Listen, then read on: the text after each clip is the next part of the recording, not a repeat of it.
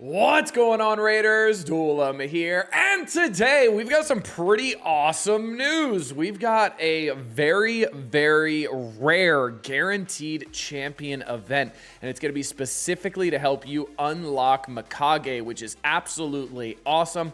We're also going to be talking about some prism shards as well, and the current pool that is running, and if you should be spending on it. So if you're ready to talk about all of that, let's get into it. First, make sure you're clicking that download link down in the description or scanning the QR code to get started off in Raid Shadow Legends the best way possible. You're going to be starting off with Corrado Fox Hunter, who is going to be a Spirit Affinity legendary nuker. Absolutely amazing damage. You're also going to be getting Tagore, who's an epic support character who has Revive All as well as increased ally speed. Two of the most important things to have on a support character. You're going to get a second support character named Ugo, who is absolutely amazing. Got Leech on the A1.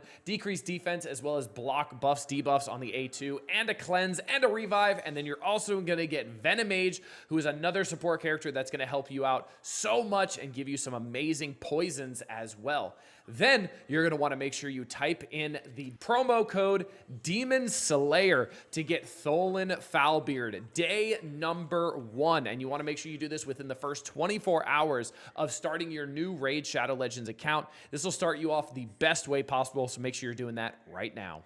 All right, let's do it. So yeah, let's go over to the news tab here. So Lady Mikage Fusion Summon Boost. And I have never, wow, I just went through puberty if you need me.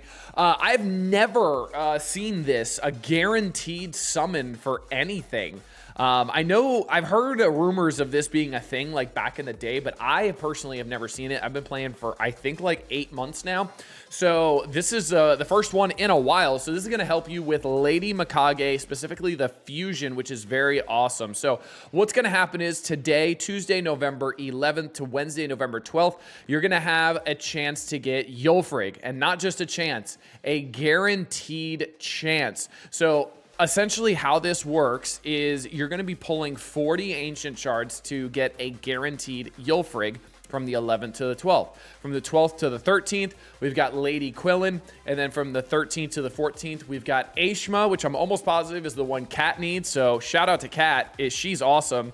I hope she's able to do this. I know she just flushed every shard humanly possible to get Leonardo, which was not a bad idea at all. But yeah, so here's how it works. Summoning champions using ancient shards will, not while a guaranteed champion event is, I'm stupid. While a guaranteed champion event is active, and you're guaranteed to get either Yulfrig, Lady Quillen, or Aishma, depending on the date, by your 40th shard.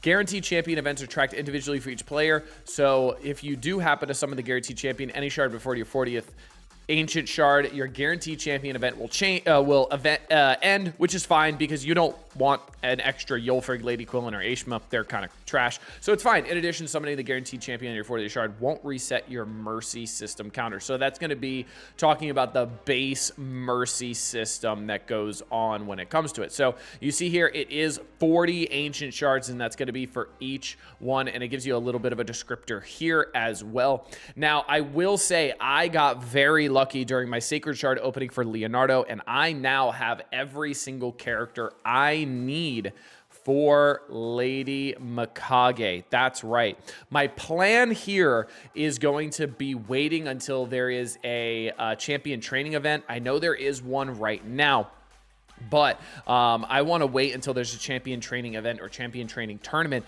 when it comes to the next fusion for presumably for Christmas, right? So I want to wait for that, and then I am going to blow a bunch of my brews. I've got a bunch of brews here.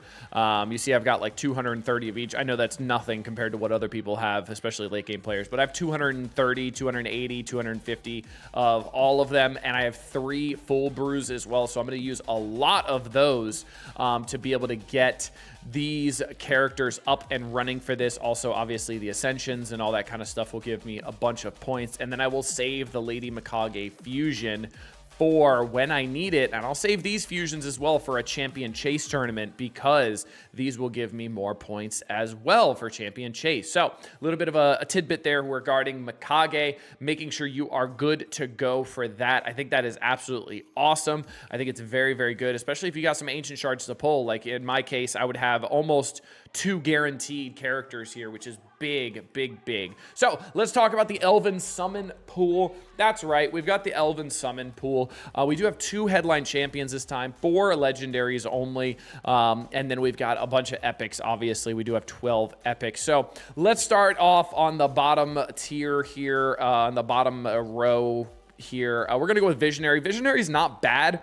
She's very, very specific and very niche. She's got decreased crit rate, decreased crit damage on the A1 and the A2, which is interesting. It does get booked down to a 3-turn cooldown, so not terrible. It also attacks all enemies as well. She's a support character, so the damage isn't really all that. And then the A3 does unlock at Ascension level 3. 4-turn cooldown, booked down to a 3-turn cooldown, increased crit rate, increased crit damage, and fills the turn meter of all allies by 15%. So not bad for like a faction wars. The only problem is increased ally speed in dungeons specifically. So not the best, not terrible though, but still okay, I guess. Next up, we got Vergus. I used to give him away for free with my download link. He is pretty good. I do enjoy Vergus. He's got a reflect damage on the A1 at a 50% chance of landing. Sniper 55, obviously. We've got 4-turn cooldown booked down to a 3-turn cooldown on Aegis. 15% continuous heal. No, that's the regular version. Increased speed buff and a 30% reflect damage buff on a target ally for 3 turns. So you target who you want, kind of like Titus A3. Also places a 50% ally protection buff on all allies except this champion for 2 turns, and places a 60% increase defense buff on this champion for 2 turns. Very, very solid ability there. Then we have the passive here, 3-turn cooldown, booked down to a 1-turn cooldown, which is very good. The active effect places a 15% continuous heal buff on this champion for 2 turns every time their HP drops below 50%. That's awesome. And then passive effect places a shield buff on this champion equal to 10% of their max HP for 2 turns whenever this champion loses 10% or more of their max HP from a single target hit. And then the aura unlocks at 3 ascended. Very good character. I'd give him like a 3.5. He's very solid though. Next up, Crimson Helm. Okay, some decreased attack. We've got block damage, provoke, AoE provoke on a 3-turn cooldown. Pretty good actually, but it's attacks 4 times at random, so you don't get to choose who this goes on to. But it does do a block damage buff on this champion, which is pretty solid as well. Increased defense buff on all allies for 2 turns. On a 4-turn cooldown is okay. Places a revive on death buff and an increased defense. So it does the revive as well for the ascended. Not terrible, not the best. Tyrell, okay, pretty good actually. Decreased attack on the A1. We've got decreased defense, the big version on 100% chance, and a decreased attack debuff. Or if the target is under a decreased attack, it will place a sleep debuff for 1 turn. Damage inflicted proportional to defense. That's not terrible. We've also got a stun as well. You're also decreasing the target's turn meter by 50%. If it fully depletes, you get the stun debuff for 2 turns, which is very solid defense on the aura, but it's only 25%, so a little meh there. Royal Guard, decreased defense. We've got enemy max HP, which can be helpful. This guy is going to be mainly helpful in Sand Devil. This was the cheese with Royal Guard and with man, I can't think of the name now. Now I've got to go and check. I can't think of the name. Champions. There we go. Godseeker and Neri. So you could do that cheese with Godseeker and Royal Guard. But obviously there's kind of a new cheese when it comes to using Donatello as well. But yeah, the enemy max HP here on the A2 is very, very solid. We've also got decreased speed here 4 times at random on a 75% chance. Not too bad. Also has the 75% chance of decreasing the target's turn meter by 25%, which is pretty solid as well. Not too bad at all. Skaramis, very, very good character. 80% chance of stealing 15% of the target's turn meter, has a 20% chance of placing a stun debuff that does go up to 90% for the turn meter as well. Obviously, if you get the turn meter fully depleted, that has the chance for the stun. We've got decreased attack AoE, which is pretty nice on a 3-turn cooldown. Attack all. Fills the champion's turn meter by 10% for each buff that it has its duration increased, and it also duration decreased. Decreases the duration of all enemy buffs by 1 turn as well. That's very solid. And then the A3 3-turn cooldown when booked. 100% chance for a provoke on all enemies for 1 turn. That's very solid. Also counterattack and continuous heal on this champion for 2 turns. That's very solid. We get the HP aura in all battles. Not too bad at all. Kaden, okay. Does have a revive 2 random allies, so if you're really struggling for dark elves and you really need a reviver, not terrible. We got a provoke on the A1. We also have decreased attack on the A2. AoE 100% chance, 3-turn cooldown, not too bad, honestly, not too bad at all. Next up we got Indalia. Indalia is also part of the Mikage fusion, so if you need Indalia, that is there. Obviously the kit does not matter. Captain Tamalia, not terrible, increased defense, continuous heal on this character if it's a crit, and then ally protection, nothing too crazy there. We got Neldor Rhineblade, absolutely insane. We've talked about him a bunch. He's absolutely nuts in Fire Knight hard. We've got the A1 3 triple hitter freeze debuff on a 40% chance as well when booked, really nuts. The A2 quad hitter is really nuts. Decrease attack, decrease accuracy as well on a 3-turn cooldown when booked. Then we have the attacks all enemies 2 times, so double hitter. The decreased speed, healing as well, so he's got his own healing on a 4-turn cooldown. Really nice. This is booked up to a 75% chance as well. And then the freeze debuff. This doesn't help in Fire Knight, but this is really good here, because if you compare him with like a Yakarl, you can pair him with a Tormund as well. He's very solid. Illusinia, she's okay, nothing too crazy to talk about here. Stealing run random buff on 30%. We got block debuffs buff on all enemies, which is really nice, and then a block buff debuff. So this is pretty good for Hydra. And then we also have places to shield. So you could she could be like a budget Titus on your team there. So not bad. Not the best though, but yeah, she's okay. And then last up, Dirindil, pretty good.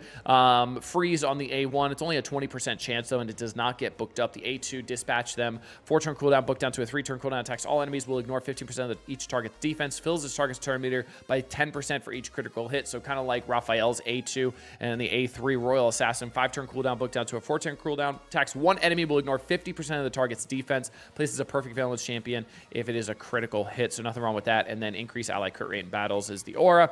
Now for the legendaries, Lanicus, not terrible, not great, but not terrible. Continuous heal from the A1. We've got team up with 3 random allies to attack a single enemy. The allies join this attack will use their default skill. Fill turn meter of all allies by 30%. This is a really insane attack here. Lanicus could be good in Fire Knight hard as well, paired with like Neldor Rhineblade. If you got a Newt as well, obviously Newt's insane. So that's always good. Increase the duration of all ally buffs by 1 turn as well with the Ascended skill. And then the A3 here, 5-turn cooldown, booked down to a 4-turn cooldown, increase crit rate buff, and 50% increase attack buff on all allies for 2 turns. It also has a chance of granting an extra turn. That is very solid. That does go up to a 50% chance as well. That's very solid. Lanicus, pretty good. We've got Noct. Noct's okay. Nothing too crazy. Decrease accuracy on the A1. He's got some sleep poison on the A2. He's also got a passive effect as well. Whenever a sleep debuff is placed, he puts 2 additional poisons. So not too bad. Now the A3, Heady Fumes, 5-turn cooldown, booked down to a 3-turn cooldown. We got ally protection as well for 2 turns and a continuous heal on all allies. Then Somnolence, I think I said that right, heals the champion by 3% of their max HP and all allies except this champion by 1% of this max HP every time a poison debuff ticks. So a lot of poison, but unfortunately poison is just not in the meta at all. So not the best. I wish poison was better. We got Strategos Islin. I do have him. I've yet to build him, but holy hell, if you find him in arena and he's got a lot of defense, this guy is annoying as hell to fight against, specifically because of this passive. Whenever the champion is attacked, heals themselves by 1% for each 500 defense this champion has. So he could actually out heal your damage, which is kind of nuts. He's very strong. Ally protection, increased defense. He's got a counterattack shield on himself as well. He's got decreased speed on an AoE, 100% chance of landing on a 2-turn, and it's on a 3-turn cooldown. Very solid. And then he's got a provoke, one enemy to double hitter provoke here on a 50% chance. Very solid. You've also got when counterattacking, the chance increases to 50%, which is 65% when booked. So he's pretty good. Not too bad at all. And then the last legendary here is actually going to be the best legendary of the pool. Spoiler alert. Wallmaster Athorion. He is nutty. A1 attack all enemies. This attack will not trigger counterattacks. He's obviously a nuker. Fills his champion by 5% for each living enemy after the attack. Very good. So essentially 20%, maybe even 25% sometimes. Very good. Obviously in Spider, if a lot of people live, this is you know, this is really nuts. We've got Falcon Shot, 4-turn cooldown, booked down to a 3-turn cooldown, attacks all enemies 2 times. The first hit has a booked up 100% chance of placing a block, buffs, debuffs for 2 turns. The second hit has a 75% chance of placing a 50% decrease attack debuff for 2 turns. Fills his champion's turn meter by 5% for each living enemy after the attack. This also does enemy max HP as well. This is absolutely nuts in Hydra. You get block buffs. You also get decreased attack. Very solid. Then Forever Mark, 6-turn cooldown, booked down to a 4-turn cooldown, places a 50% increased attack buff and increased accuracy and a 30% increased speed buff on this champion for 3 turns, then grants an extra turn. Very, very solid. And then we've got the passive as well. Increases this champion's max HP for a 20% for each enemy killed or Hydra head decapitated by this champion. Obviously, he's got a Hydra call out. He's nuts in Hydra. Very, very good. You can also use him in Faction Wars as well. Then the headline champions, kind of lackluster. Fina. She's all right. Attacks 1 enemy has a 50% chance of increasing the cooldown of a random skill on the target by 2 turns. When counterattacking you with this skill, team up with a random ally. The ally joining the skill will use their default skill. It's booked up to a 70% chance. Not too bad. You will not falter. 5-turn cooldown, booked down to a 3-turn cooldown. This is not bad. It places a block buffs and a block damage buff and a counterattack buff on the target ally for 2 turns. If this target skill is not this champion, resets the cooldown of all of the target's skills. That's really nice. The problem is when you use it on auto, it's not the best, but that is really nice if you're controlling that. We also have the A3 as well. Faction Wars, God here. 5-turn cooldown, booked down to a 3-turn cooldown. Increase attack buff, increase crit rate, and increase crit damage on all allies for 2 turns. Faction Wars, specifically High Elves Unity, grants an extra turn. Before placing buffs, removes all debuffs from all allies, and then buffs placed by the skill cannot be removed, so you get like a 9-piece protection there. It's really nice. Then we got the passive here. More Unity here, so all allies deal 25% more damage when attacking out of their active turn. Obviously, with the A1, that's going to happen a lot. Whenever a buff is removed or stolen from an ally and when it expires, fills their turn meter by 10%. That's awesome. Allies will ignore 5% of the target's defense for each buff on them as well. And then we've got increase ally speed in all battles by 20% for the aura, and then increase ally crit rate in all battles by 15% just for High Elves. So she's not bad, right? Not too shabby at all. And then Swarm Speaker Zyclic, I think. The A1 attacks 1 enemy, has a 75% chance of removing 1 random buff from the target. It's obviously booked up to 100% chance. This effect cannot be resisted or blocked. We've got Ravening Multitude, 4-turn cooldown, booked down to a 3-turn cooldown. Attacks 1 enemy, grants an extra turn if this attack kills an enemy. If the initial target survives, places an extra hit on all enemies. That's not too bad. Then the A3 Insectoid Beast, also got some faction unity here. 4-turn cooldown, booked down to a 3-turn cooldown. Attacks 1 enemy 2 times. The damage inflicted by this skill increases by 10% each time an enemy receives a debuff. The damage increase resets each time this skill is used. That's really nuts. Each time an enemy is killed by this skill, permanently increases this champion's attack by 30% up to 120%. If this attack was killed, if the target was killed by this skill, resets the cooldown of this skill and fills the champion's turn meter by 50%. That's kind of nuts. And then 3 faction allies has a 50% chance to attack an enemy with this skill whenever that enemy attempts to place a buff. Can occur once per skill. That's nuts, and it doesn't put it on cooldown as well, which is also pretty insane, and it's a 3-turn cooldown. So this guy can really get rolling, especially in Faction Wars. Very, very solid. Then we've got the A3, or the passive, Swarm Conductor. Will ignore 12% of the target's defense if they have no buffs. More faction unity here. Allies receive 15% less damage from enemies that have any buffs. Allies receive 30% less damage from enemies that have no buffs. 2 faction allies, when this champion or an ally removes or steals a buff from an enemy, this champion's next skill will deal 50% more damage. That's nuts. That's really, really good. Faction allies, 3 at the start of each round, places a block buffs debuff on all enemies for 1 turn. This buff cannot be resisted. That's really solid as well, obviously, for Faction Wars. And then we've got the aura here, increase ally speed by 19% in all battles, and then increase ally accuracy for Dark Elves. So not the best summon pool, not the worst though. We've got some, obviously we got Wallmaster Othorion, who's a 5 on Hell Hades. He's nuts. We've got Visionary, we've got Endalia as well for Mikage, Neldor, Rhineblade, Islin. We got some pretty good choices here. It's entirely up to you. I would rate this like a B-ish, maybe even like a B+. Yeah, I'd go with a B for this Prism pool, so it's entirely up to you. If you need some characters from this, absolutely go for it. Nothing wrong with that. Hope you guys enjoyed this one. Make sure you're clicking that download link below. Get started off in Raid Shadow Legends the best way possible. 3 epics, 2 legendaries, and another one on the horizon for absolutely free just for logging in. Hope you guys enjoyed this one. Until next time, this has been Duelam. Later, Raiders.